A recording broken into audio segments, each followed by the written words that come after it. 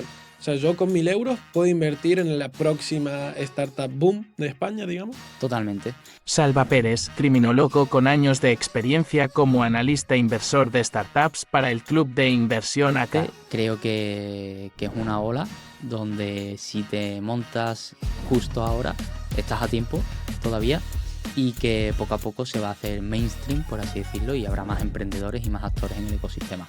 Sí que conozco proyectos que pueden tener este potencial del día de mañana, crecer en un mercado donde puedan facturar mucho dinero y poder tener esta valoración. Aquí en Málaga tenemos un proyecto que lo que es la formación, yo creo que no debe de ser sustitutivo de emprender, sino complementario. Creo que el futuro está en la tecnología, el presente también. Salva, la pregunta del millón. ¿Qué te fijas tú como analista de inversión para invertir en una startup? Vale. Buenas, bienvenidos a un nuevo episodio del podcast de Andy. El episodio de hoy nos apoya la Venture Capital AK, una especialista en inversión de startups.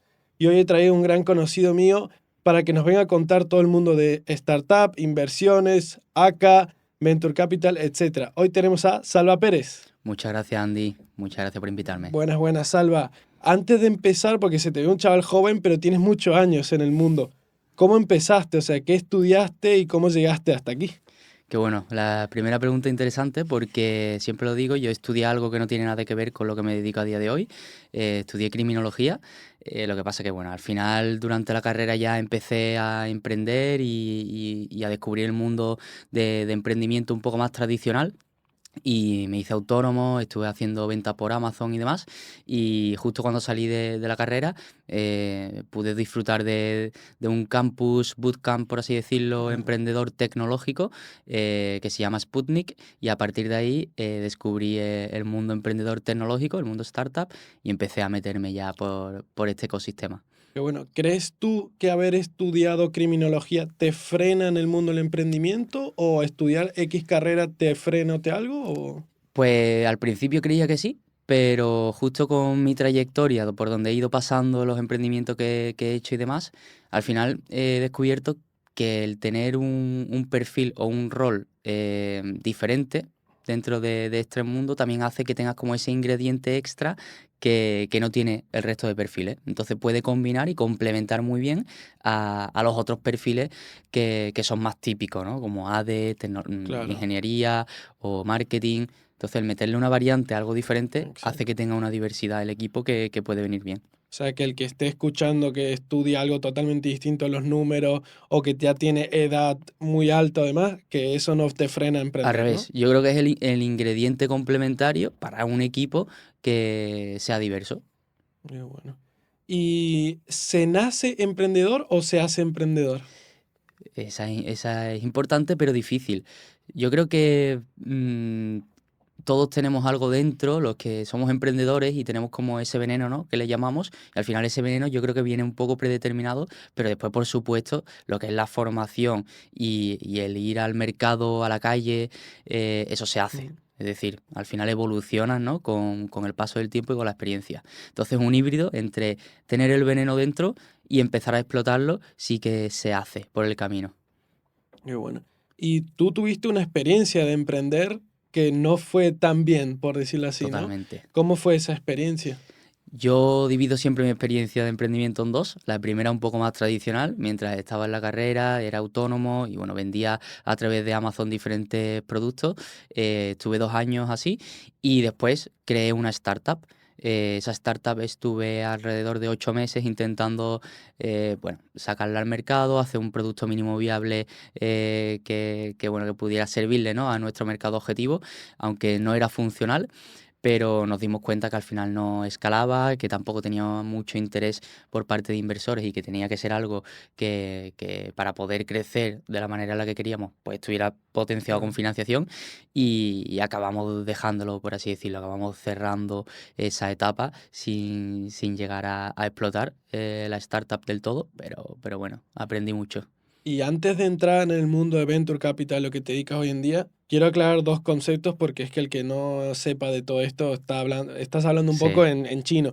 ¿Qué es una startup y qué es Venture Capital? Vale, a ver, yo startup al final lo defino como proyecto tecnológico que tiene un potencial de escalabilidad, y cuando digo de escalabilidad, digo pues que con pocos empleados o con pocos recursos, aunque al principio se financie y se intente agrandar esos recursos, puede llegar a una masa de población, de empresas o de clientes bastante grande. Entonces, lo que es el potencial de mercado es muy grande, ¿no? Y de facturación es grande. Y siempre tiene pues esa componente tecnológica detrás, una base tecnológica. Total. ¿Y qué es un Venture Capital? Venture Capital al final es como la otra parte de la ecuación que ayuda a que estas startups puedan crecer, es decir, puedan financiarse. Un Venture Capital es un fondo de inversión que se especializa y se dedica a inyectar capital, financiación, en las diferentes etapas que tiene una startup para ayudar a crecer y a que pueda llegar a ser rentable. Porque no nos olvidemos de que las startups en sus primeros años de vida suelen apalancarse en financiación precisamente porque crean cosas disruptivas, y cuando tú creas algo disruptivo necesitas de mucha visión, de mucho futuro y de incluso no saber si eso puede llegar a funcionar. Estamos creando estándares, o sea, estamos saliéndonos de los estándares tradicionales para crear cosas diferentes que no sabemos si eso tiene un mercado o realmente cubre una necesidad. Entonces, para eso el Venture Capital actúa como empresa que pone capital con un interés y con una proyección de multiplicar, por supuesto, su inversión a medio plazo y sacar dinero y rédito de ello. Qué bueno que lo has aclarado porque siempre se pone de ejemplo a Amazon, por ejemplo, que hasta 2015, si no me equivoco, Ujú. daba pérdidas. Y el que ve eso dice, tío, ¿cómo puede ser que hoy la empresa más valiosa del mundo, una de las más valiosas del mundo, daba Daba pérdidas por pérdidas. años y aún así la gente le seguía metiendo dinero? O sea, es increíble, ¿no? Mm. La confianza que se le tiene a una startup. ¿Y cómo entraste tú en el mundo de este Venture Capital, Salva? Muy buena pregunta también. Donde yo empecé a emprender mi primera startup es una incubadora que, bueno, ya a día de hoy no opera como incubadora, sino como fondo de inversión. Se llama Demium, ¿vale? Allí nos ayudaban a crear nuestro proyecto desde cero. Y cuando no logré conseguir financiación del fondo de inversión, bueno, me hicieron una propuesta de unirme al propio equipo de la incubadora, ayudándolos al resto de proyectos. Entonces ahí ya tuve la oportunidad de entrar en el ecosistema, pero desde el otro lado, un poco más con perfil Claro. de project management, ayudando a los proyectos a crecer. Y justo de ahí, bueno, pasé a otro fondo de inversión, que aquí sí era más un fondo de inversión puro y duro, que se llama Eonic Fund, ¿vale? Que, bueno, invierte a partir de 100.000 euros en proyectos en fase temprana con su primer año de vida, su primera ronda de inversión profesional. Em, Está liderado por Tom Horsey, Ujú. un business angel bastante reputado del ecosistema. Estuve un tiempo con él y con este fondo de inversión. Viví varias inversiones de las que hicieron durante ese año. Y ya después de ahí pasé a ACA directamente, antes Blast, ahora con el nombre de ACA. Y bueno, un poco ya con un rol y un perfil mucho más de analista de inversiones dentro del equipo de inversión de ACA. Excelente. Antes de entrar en acá, quería destacar que en uno de los podcasts que fuiste con Juan, nuestro conocido aquí, comentabas que te gustó tanto el entorno que dijiste, que le dijiste un día, creo que era tomando cerveza o algo, le dijiste, yo me voy a quedar en este entorno y voy a vivir de esto, ¿no? O sea, ¿cómo fue eso? Esa anécdota siempre la cuenta Juan porque, bueno, hemos vivido muchas cosas, ¿no? Durante esta etapa, ya creo que hace 3 años que nos conocimos y, bueno, al principio, pues eso, cuando estás emprendiendo tú no sabes realmente si vas a llegar a buen puerto o no, pero al final era tener ese convencimiento de he descubierto un ecosistema donde confluyen mis dos grandes pasiones, que era la innovación, el emprendimiento y, bueno, todo en el entorno de la tecnología y con un ecosistema que al principio era muy pequeño y que teníamos todos como ese denominador Claro. común de crear cosas diferentes, disruptivas. Entonces yo me sentía y me siento muy a gusto en este entorno. Y al final es una industria, ¿no? Una industria que tiene diferentes actores y yo siempre decía, me da igual cómo, pero yo quiero terminar en este ecosistema, y poco a poco he ido encontrando mi camino justo más desde el lado de la inversión, que me apasiona muchísimo el analizar, el ver cómo puede evolucionar una compañía, si puede ser una buena oportunidad o no. Entonces eso me ha ido encauzando a situarme en la parte más del lado inversor, con una empresa, pues a modo Venture Capital, que inyecta capital en proyectos, ¿no? Y te da como esa otra visión también, esa otra Total, concepción de ver totalmente, cómo está yendo todo en vez de crearlo. totalmente. Lo tenía claro. Perfecto. Y ahora entramos en materia, sí. ¿Qué es ACA? Muy bien. Acá, como concepto y definición, es un club de inversores privados donde brindamos a las personas de una plataforma para que pueda invertir en startups a partir de 1.000 euros. Es decir, lo que hacemos es proporcionar accesibilidad a cualquier persona a que pueda invertir en estos proyectos tecnológicos que el día de mañana pueden ser las grandes empresas del mundo. Eso te iba a decir, es lo que venimos charlando. Acá es como democratizar la inversión de que cualquier persona puede invertir en startup, ¿no? Porque históricamente se ha pensado, no, startup, piensan en Netflix, Uber, Globo y dicen, no, eso lo invierten millonarios que le llegan y le ponen 1 millón. O sea, yo con 1.000 euros puedo invertir en la próxima startup boom de España, digamos. Totalmente. La clave es que, aparte de democratizar y dar esta accesibilidad, nosotros potenciamos mucho esa comunidad, ese club, que hagan contacto, que tengan formación, que puedan ellos mismos llegar a tener un criterio propio de cómo analizar y cómo ejecutar sus inversiones en este tipo de activos, que son las startups y el mundo tecnológico, y que diversifiquen su cartera, ¿no? En el activo startup y en el activo tecnológico. Perfecto. Y acá está fundada por Pedro Buerbaum y Tomás Rebot. Quería tocar el tema de Pedro Buerbaum, que hoy es tan controversial y es tan... ¿Cómo es trabajar con Pedro Buerbaum teniendo tanta mediático y tanto viral detrás, ¿no? ¿Cómo es él en más cercano? Al final nosotros lo que estamos instaurando es un concepto de influencer investing, a través de una figura referente que tiene mucha visibilidad y exposición en redes, ¿no? Y eso te da pues muchas ventajas, ¿no? A la hora de Mm. invertir, a la hora de visibilidad para los proyectos donde entramos. Y también toda la red y conexiones que podemos hacer para ayudar a nuestros propios proyectos Claro. y a nuestro propio club, ¿no? A nuestros inversores y miembros del club. Trabajar con Pedro al final es muy sencillo porque es una persona muy cercana. Al final, esto es como todo, ¿no? Tenemos ese lado de visibilidad y de Claro. exposición social. Pero bueno, de puertas para adentro, al final es uno más dentro del equipo. Tiene una visión de negocio increíble.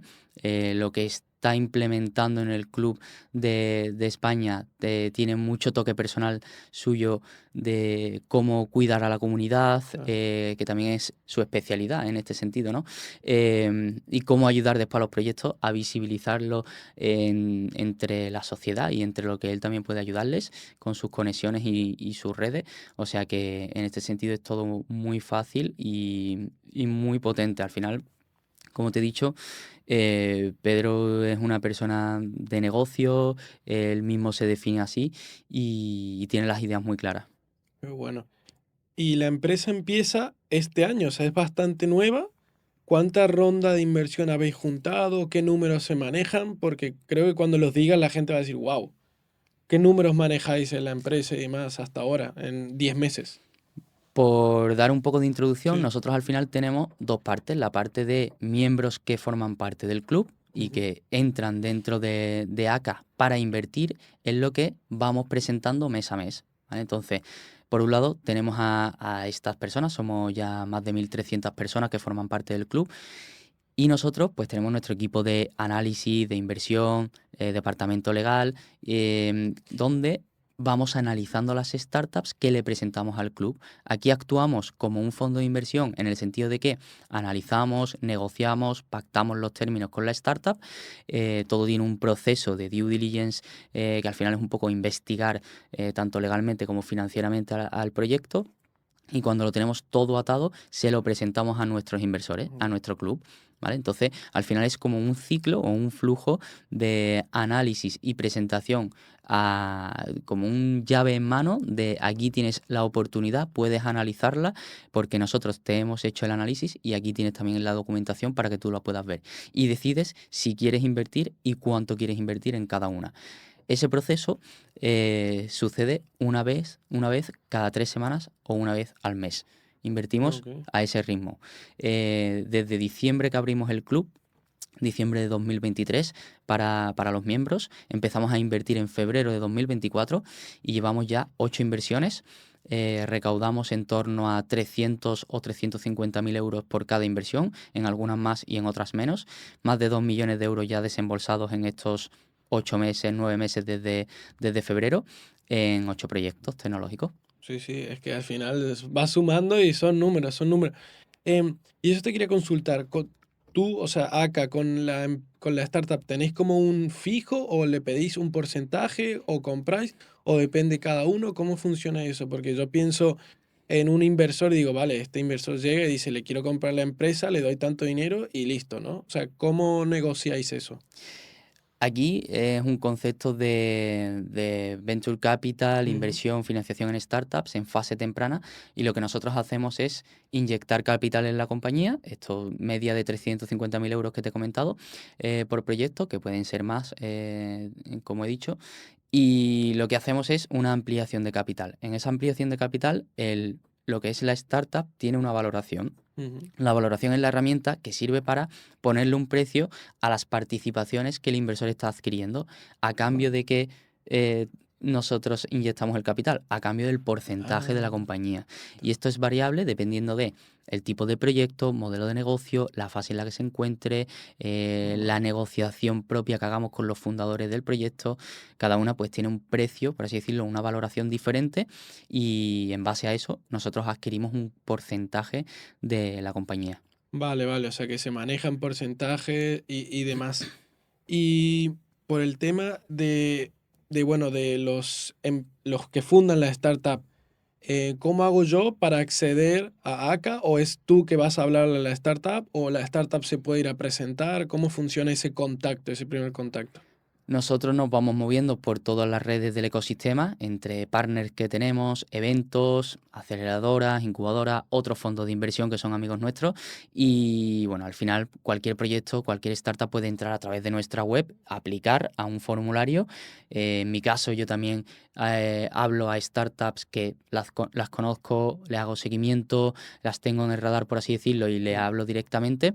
Pero bueno, básicamente entran a nosotros pues, a través de la web, porque yo les hablo o porque algún conocido, contacto nuestro, nos presentan y formalmente, ¿no? Y vemos la oportunidad de invertir. Claro, porque yo decía, en el negocio tradicional, muchos se dicen, ¿no? Que es muy importante los contactos, porque si eres tal apellido y tal demás. En el mundo de la startup no es tan así, ¿no? O sea, el apellido del fundador o quién es el fundador, la verdad que no interesa tanto. Interesa si la startup funciona para la sociedad, listo, ¿no? O sea, Sí, no, te diría que cuando estás en una etapa un poco más avanzada, ahí ya sí se miran muchísimo los números y cómo mm, está traccionando y si está funcionando y evolucionando positivamente, pero al principio sí que es verdad que se confía muchísimo en los fundadores del proyecto. ok. ¿Cómo confías tú en ellos? Por supuesto, por la trayectoria que tengan, ¿no? Y qué es lo que hayan hecho anteriormente y si han tenido éxito antes o cómo se mueven, cómo se relacionan. Y sí que es importante tener esos contactos y esas personas que te ayuden a acceder, porque al final somos un microecosistema donde nos movemos en entornos parecidos y al final, pues a la misma vez que es un entorno cerrado, también es fácil acceder y rápidamente meterte en este mundo, ¿no? Y a ganar esos contactos que te ayuden a moverte por ahí.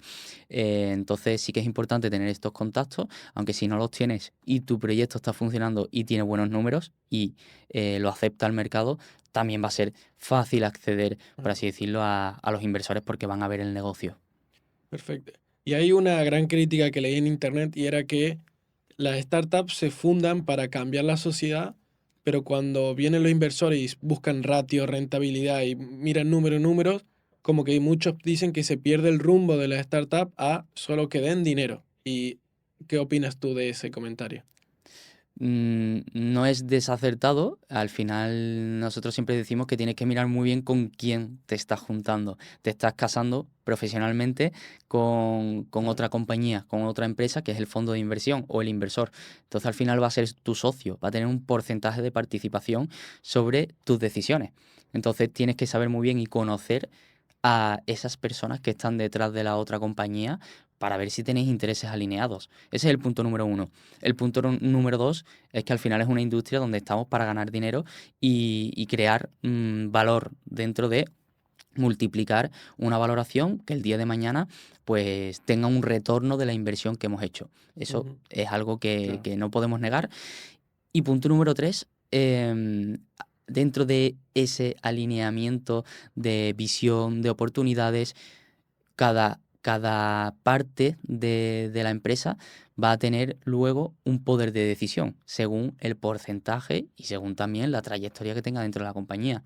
Cuando tú dejas acceder a un inversor a tu compañía, le estás dando ese porcentaje de decisión a futuro. Entonces, tienes que saber muy bien con quién entras, pero tienes que aceptar el juego de que después vas a perder también control de las decisiones en un porcentaje u otro. Y lo importante aquí es alinear los intereses. Claro. Porque al principio todos podemos estar muy contentos de la visión que tenga la compañía, pero después de 5 años el inversor puede buscar tener ese ratio, tener ese múltiplo, esa posibilidad de salida de la inversión, y lo mismo la startup tiene otro camino totalmente diferente que para nada va por vender la compañía para realizar el múltiplo. Pues ahí, dentro de 5 años, es donde se ven realmente que las conversaciones y la negociación que se haga entre los socios pueda llegar a buen puerto. Y la clave es llegar a un punto medio, o siempre y cuando se pueda estar alineado con las decisiones, mejor aún, pero si no, llegar a ese punto medio donde todos puedan estar contentos. Totalmente. Y es verdad que el mundo de la startup es como que crece muy exponencialmente al punto de que hoy en día hay muchas unicornios que se dice, ¿no? Que son empresas valoradas en más de 1.000 millones. He visto que en España hay 9 hoy en día, si no me equivoco. Al final, todos buscamos que España tenga más unicornios, ¿no? O sea, se busca los unicornios. Y las empresas, las startups, ¿tú sientes que hay gente que empieza solo con el fin de llegar a ser un unicornio, más que por el fin de la misión de esa startup? Yo creo que si no tienes la segunda, si no tienes la misión, difícilmente vas a poder llegar a la primera, que es la del unicornio. Cuando tú creas una compañía valorada en 1.000 millones, al final es porque hay un mercado, unos clientes detrás que están respondiendo.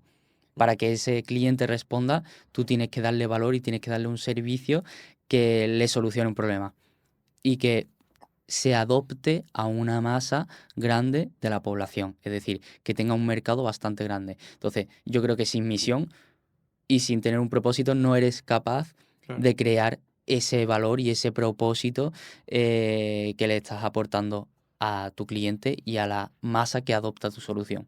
totalmente. Y Sala, tú que llevas varios años ahí, ¿has visto alguna startup que cuando te la comentaron dijiste, ah, mira, y ahora esté como súper crecido, que tú digas, o conocer alguna y tú decir, tío, yo creo que esta puede llegar a ser un unicornio? ¿Conoces alguna o te has chocado con alguna? Bueno, nosotros tenemos la ventaja de tener en ACA a Thomas Mm, Rewood, que creó Miro, una startup unicornio de Francia, y tenemos la experiencia cercana de una persona que está dentro de la industria, que después de crear una empresa valorada en 1.000 millones, crea ACA. Y bueno, y a día de hoy pues ha invertido en muchas compañías y está haciendo crecer el proyecto de ACA, ¿no? Entonces, por ahí tengo esa claro, oportunidad de conocer ya la experiencia de una persona que ha logrado este hito. Y por otro lado, si me tengo que mojar, sí que conozco proyectos que pueden tener este potencial del día de mañana, crecer en un mercado donde puedan facturar mucho dinero y poder tener esta valoración. Aquí en Málaga tenemos un proyecto muy, muy potente, que de hecho forma parte de nuestro portfolio, de las startups que nosotros sí. hemos invertido. Se llama Zexel.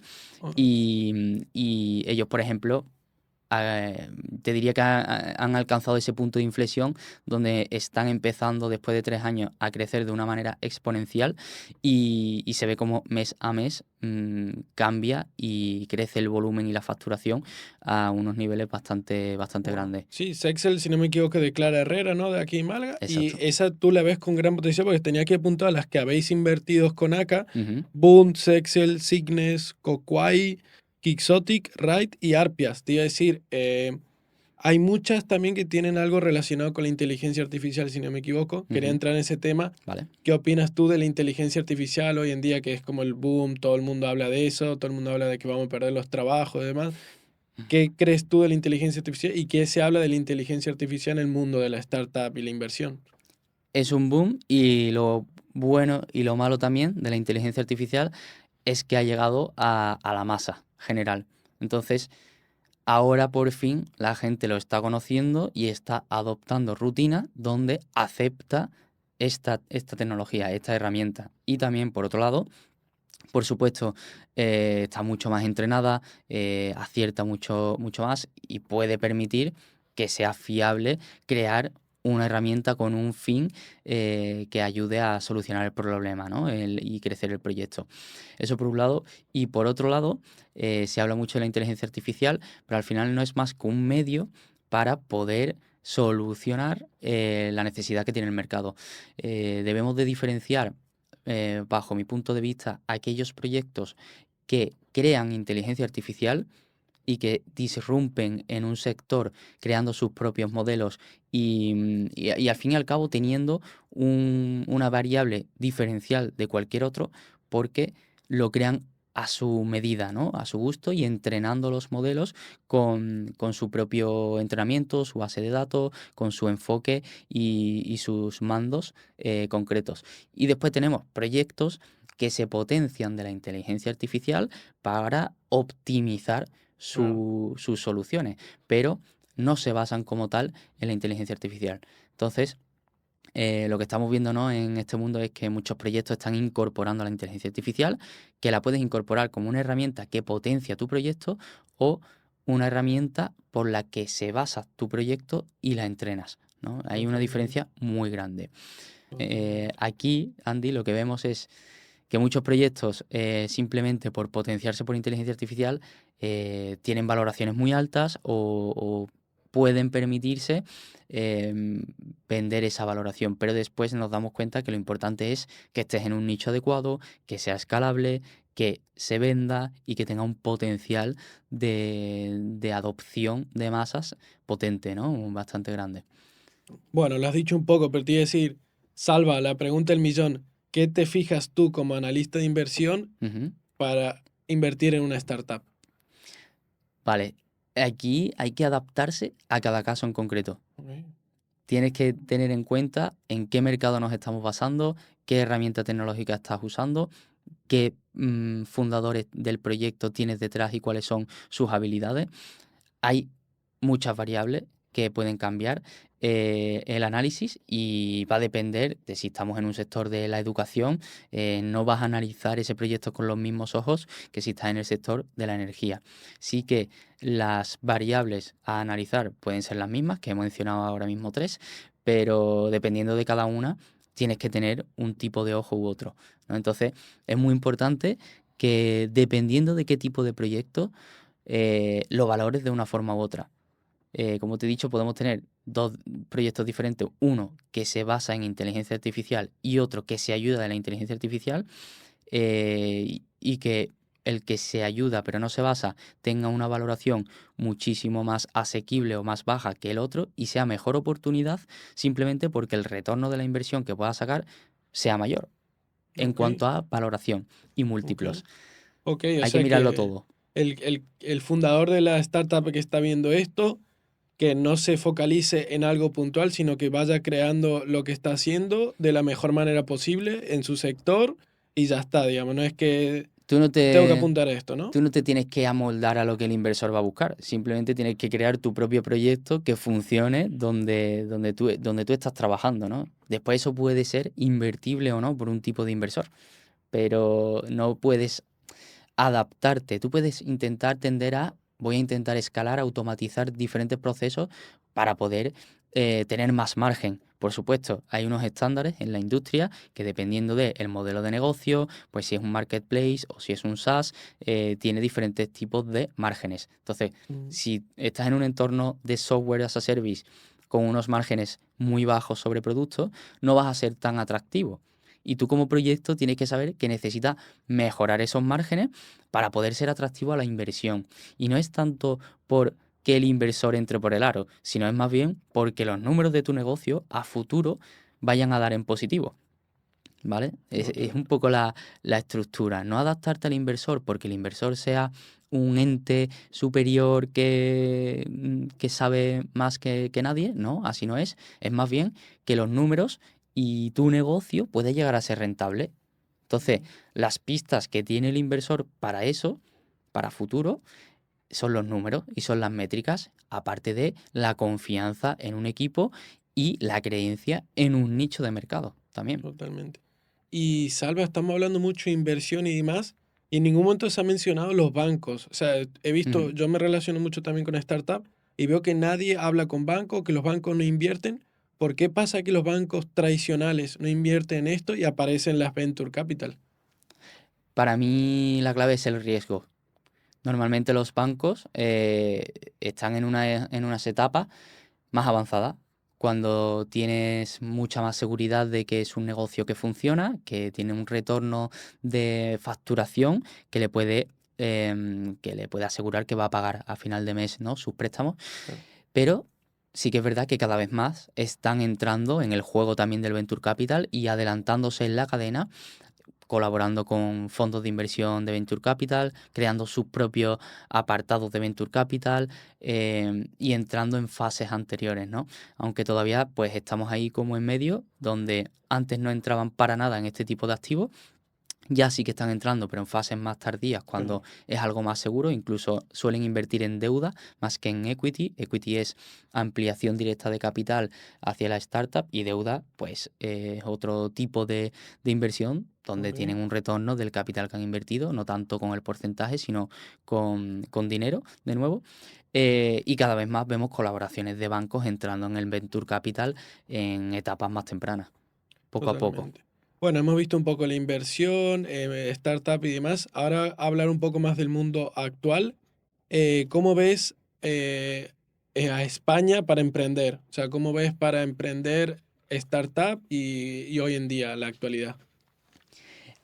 Así en general, me parece que justo estamos ahora en un momento dulce de emprendimiento de startup, donde cada vez más hay apoyo al emprendedor, aceleradoras, incubadoras, más fondos de inversión, inversores, business angel. Nosotros, por ejemplo, con ACA, que estamos llevando también a la masa social, al público de pie de calle, esta inversión en este activo. Esto va a provocar que dentro de pocos años, por fin, cualquier familiar tuyo con el que hables y menciones la palabra startup, al menos conozca de qué estás hablando y sepa que es inversión en proyectos tecnológicos que están empezando. Al menos esa frase, Claro. que a día de hoy todavía cuesta de entender por la población general. Esto va a provocar que la industria cada vez sea mayor. Cuando la industria es mayor, se mueve más dinero en el entorno, y cuanto más dinero se mueve en este entorno, también más intereses hay por parte del Estado, por parte de otros países que también quieran hacer comercio internacional con España. Entonces yo creo que justo ahora mismo estamos en un momento dulce donde por fin encontramos recursos clave y incubadoras y aceleradoras, fondos de inversión, más startups donde apoyarnos, pero todavía nos queda una curva de adopción que haga que, sobre todo, las primeras fases de los proyectos y del emprendimiento sea más fácil, más accesible, y te dé ese pulmón para llegar a encontrar el mercado y la idea y el proyecto donde puedas operar. Yo, personalmente, creo que es una ola donde, si te montas justo ahora, estás a tiempo todavía, y que poco a poco se va a hacer mainstream, por así decirlo, y habrá más emprendedores y más actores en el ecosistema. Wow. Salva, me alegra tu positivismo porque ahora todo el mundo que le pregunto, emprender en España, todo el mundo habla mal. Tú has venido y has dicho que hay que invertir, que te metas, que emprendas y todo. O sea, vas un poco contra la corriente de las redes, ¿no? Ujú. O sea, como digo, tú estás muy a favor de emprender y ves que España crece, crece, comparado con todo el mundo que critica. ¿Por qué la gente, todo el mundo critica y tú vas para el otro lado? Yo lo veo, Andy, también desde una perspectiva más globalista, en el sentido de que tú ahora puedes emprender aquí y Claro. perfectamente estar vendiendo en otro país. en Sudamérica, en Francia, en Italia, desde un sitio. Da igual realmente donde estés basado, que muchas veces creamos soluciones que pueden ser accesibles para un cliente potencial que está en otro país. Entonces, personalmente, qué mejor sitio que emprender en un sitio como España, donde hay buenas condiciones de, bueno, de lo que es temperatura, de alimentación, Sí, de calidad de de vida. calidad de vida en sí. Y por otro lado, cada vez más actores que ayudan, creo que es positivo, aunque sí que es verdad que tenemos otros países donde es más fácil iniciar un negocio en cuanto a mm, impuestos o facilidades para los emprendedores que están empezando, pero yo creo que si cada vez más hacemos eso aquí y hay más gente aquí, vamos a potenciar y vamos a empujar a que haya más beneficios, ¿no? Entonces, prefiero que se empuje a modo de lobby desde dentro y que eso nos lleve a conseguir mejores beneficios en ecosistema, ¿no? En grupo. Perfecto. Y para el que está escuchando, que yo creo que se va a motivar porque va a decir, hostia, está hablando que hay dinero, que es una ola, que hay que meterme. Vale, yo ahora me quiero meter. Ujú. Salva, ¿cómo me meto a este mundo? ¿Qué me recomendarías hacer para meterme yo a crear una startup? Si es la primera vez que lo haces, no tienes ningún tipo de experiencia previa, no conoces a nadie en el ecosistema, al final lo que sería ideal es empezar por comunidades, por ecosistemas, por contactos y personas, lo que hemos hablado antes. Empezar a entrar en comunidades donde te puedan ayudar. Aquí, por ejemplo, en Málaga tenemos Málaga Tech, donde es una comunidad de emprendedores tecnológicos abierta a cualquier persona y desde que tú entras ahí, ya vas a tener oportunidades de empezar a encontrar personas y empresas del ecosistema que te abran puertas. Totalmente. Hacemos eventos, organizamos actividades, ayudamos a emprender porque gestionamos incubadoras y por tanto, si eres una persona que tiene un proyecto pero no sabes cómo empezar, puedes entrar en un programa de incubación. Es decir, tirar del hilo de una comunidad concreta, empezar a expandir tus redes a través de personas clave que has conocido y poco a poco ir sumergiéndote en este ecosistema, va a hacer que el día de mañana puedas entrar con un proyecto en una incubadora, que en esa incubadora te enseñen cuáles son los pasos a seguir para crear el proyecto y después cuáles son los actores a los que tienes que acudir para levantar financiación, conseguir subvenciones públicas, ir a eventos donde te relaciones con potenciales clientes u otros proyectos que sean similares a ti que te ayuden. Empiezas a tejer esa tela de araña donde cada vez más se va expandiendo gracias a el primer paso que hiciste de entrar en un sitio concreto. Entonces yo diría que identificar un sitio, un lugar, una comunidad, ya sea digital o física, donde te relaciones con contactos que estén dentro del mundo y te den ese acceso a empezar a expandir tus redes. Totalmente. Yo fui a un evento en Málaga Tech, entré a ese evento sin saber lo que era una startup y ya he ido a varios eventos, ya he conocido a varias personas y es que tengo unas ganas de crear yo una startup porque el círculo en el que estoy manejándome están todo el día hablando de crear, de construir, de demás, que te motiva a hacerlo. Entonces, a todos los que están viendo en Málaga o en cada ciudad, yo creo que Valencia tiene su comunidad, Madrid tiene Totalmente. Taos, pero si los que están viendo en Málaga, invitarlos a Málaga Tech porque es que es entrar ahí y sinceramente el ambiente que se respira ahí es totalmente distinto a lo que estás acostumbrado a hablar con tus amigos, ¿no? Es, vamos a Totalmente. crear, vamos a construir, ¿qué estás haciendo tú? Venga, yo te ayudo, venga, vamos a hacer esto. Y todos van a, hay que ir para arriba y hay que crecer, ¿no? Eso es increíble. Y quería tocar ahora los conceptos, ¿no? Por ejemplo, del fracaso. Mucha Ujú. gente o nuestra cultura, fracasar lo ve mal. Si montas una empresa y te va mal, se te mira mal, se te piensa mal. Sin embargo, los emprendedores en Estados Unidos, los emprendedores grandes o los creadores de empresas muy grandes, ellos mismos cuentan que han fracasado, que si no fracasas no vas a hacer no vas a tener un buen negocio. Entonces, ¿cómo atacamos ese concepto de, has fracasado o has fallado? ¿Cómo lo atacamos, Salva, de tu experiencia en este mundillo? Yo aquí soy muy positivo también y creo que justo ese concepto que has hablado, que en Estados Unidos se trata de otra forma totalmente diferente, también creo que poco a poco esa tendencia llega a España. ¿Y cómo llega a España? Precisamente por estas microcomunidades o microecosistemas donde cambiamos un poco la filosofía de ver las cosas y la mentalidad respecto al fracaso. Si te sales de la comunidad o del microecosistema, sí que sigue siendo un tabú entre la masa y la población general aquí en España, pero creo que poco a poco entre nosotros aquí dentro del mundo startup en concreto, lo estamos atacando de una perspectiva más positiva. De bueno, ahora has fracasado, pero es que literalmente vas a tener mucha más herramienta para poder montar y armar un nuevo negocio. Y dentro de lo que sabes que has fallado o el cliente que has tocado que no funciona, si has descubierto otra cosa que sí que puede funcionar, vas a tener muchas más posibilidades que antes de que funcione. Entonces, creo que poco a poco estamos adoptando esa tendencia de mentalidad un poco más americana, donde Sí, entre nosotros sí que nos ayudamos y tenemos la creencia de que esa persona ahora va a poder montar algo un poco más potente, ¿no? totalmente. Y se habla muchas veces cuando se hace este concepto y más se ataca mucho el sistema educativo, ¿no? Es como Ujú. examen, si apruebas, pasas, si no apruebas, suspendes. ¿Crees tú que habría que cambiar algo en el sistema educativo para cambiar ese pensamiento o el sistema educativo no lo ves mal? Creo que el sistema educativo actual no trata algunos conceptos básicos que son necesarios, ¿no? Para la educación financiera, de emprendimiento y de visión de futuro del propio alumnado.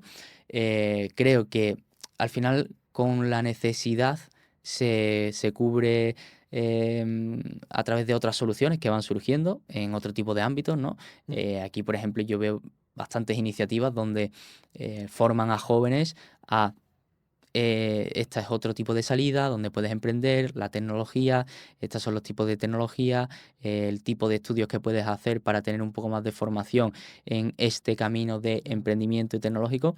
Es decir, que al final hay otras soluciones que van supliendo los huecos o las mm, necesidades que no cubre la educación actual.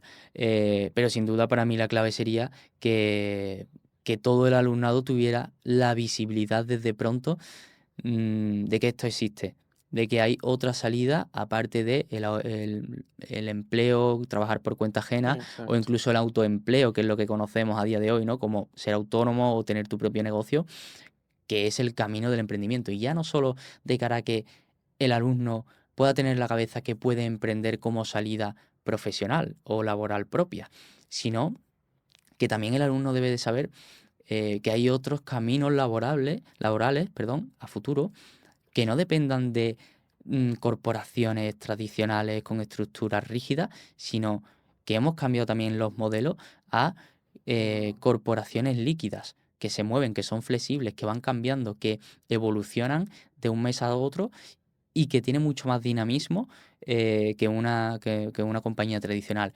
Y al final no es cuestión de mm, o un camino u otro, sino brindarle las opciones, darle visibilidad de lo que ocurre en el ecosistema laboral actual y que cada uno elija por qué camino quiere ir. Claro. Pero lo importante para mí no es que el sistema educativo esté mal, sino simplemente que necesitamos visibilizar más las otras opciones que se están creando con este ecosistema y con este mundo un poco más dinámico y líquido.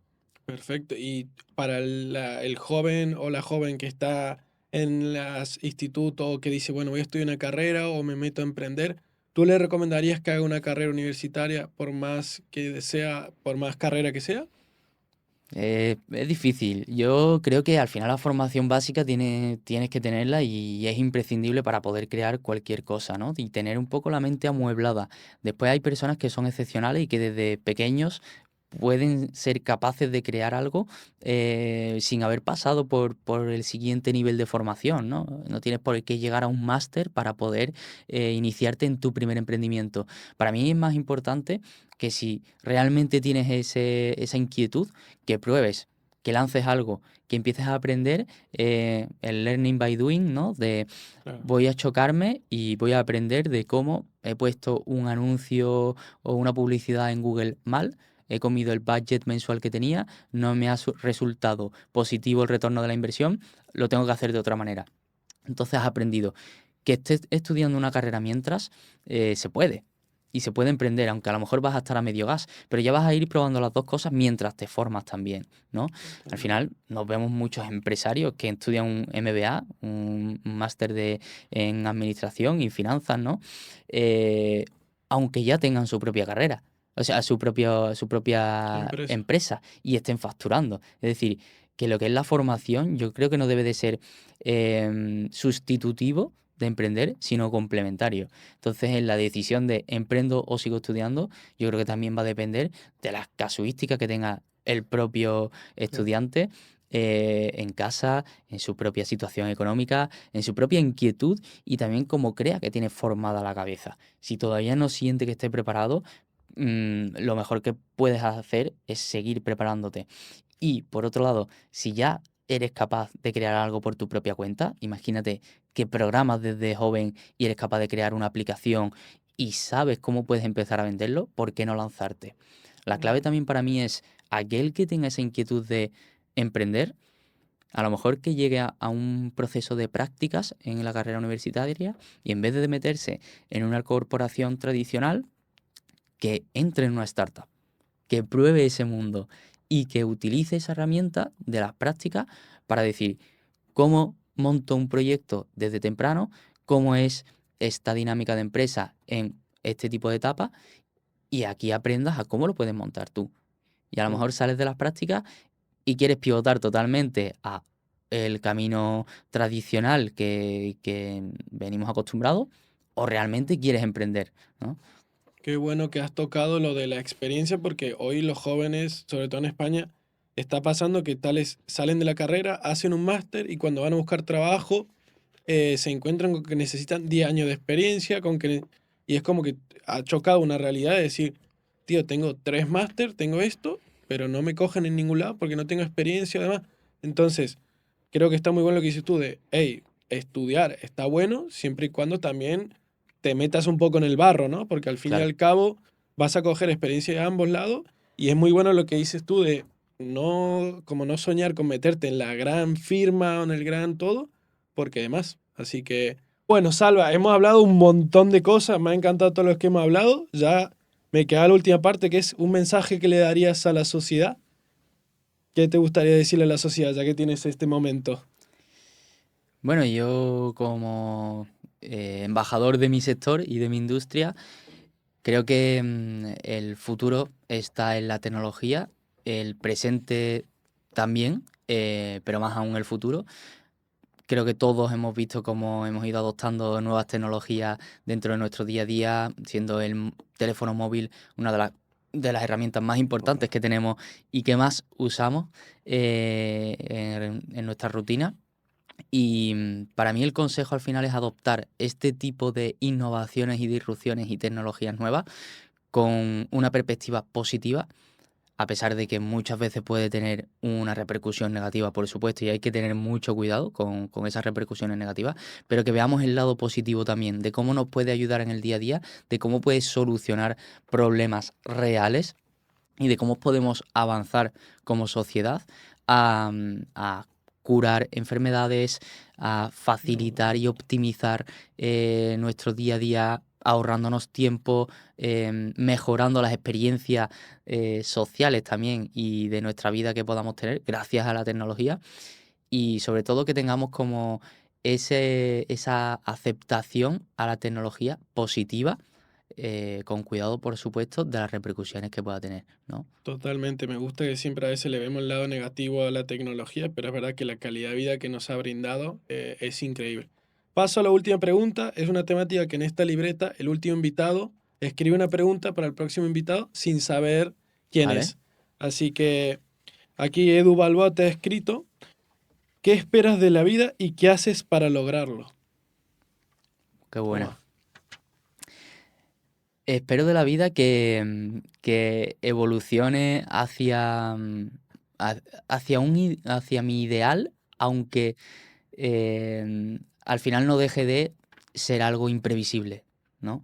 que tú puedas o que yo mismo pueda crear ese camino o hacia donde voy con diferentes pautas o variables de cómo a mí me gusta vivir, por supuesto aceptando lo que te va viniendo, que no puedes evitarlo, por así decirlo, pero lo que espero al final es cumplir muchos de mis propósitos de una manera disciplinada, dependiendo de mí en mucho porcentaje, porque soy el que tengo como la llave, ¿no?, de mi camino, pero por supuesto también con otras variables que no voy a poder evitar y que van a venir, ¿no? Pero al fin y al cabo que ese balance final sea positivo y el cómo hacerlo.